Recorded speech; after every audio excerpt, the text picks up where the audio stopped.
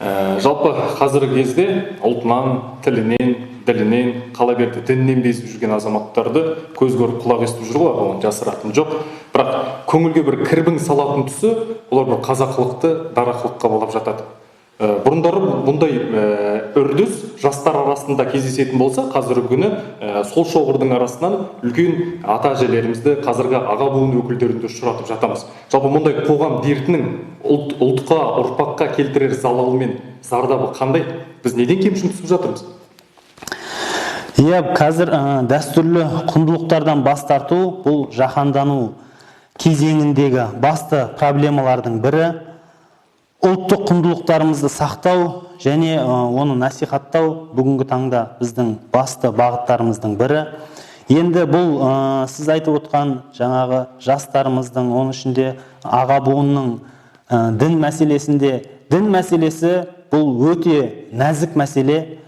Дін тұрғысында қазір бір мәселе болатын болса, барлық адам соған өз ойын айтады. Бірақ біз қазақта жақсы сөз бар, шымшық сойса да қасапшы сойсын деген. Біз енді басқа да шетелдік әріптестермен үлкен жаңағыдай конференцияларда, симпозиумдарда кездесіп пікір алмасып жатамыз. Бұл тек қана біздің қазақ қоғамында емес, басқа шетелдерде де болып жатқан проблема. Ол дін мәселесінде белгілі мамандардың пікіріне жүгінбей, кез келген адамның дін айтқан мәселесін дін маманы айтқан сөз ретінде қабылдау бүгінгі таңда бізді осындай жағдайға әкеліп отыр.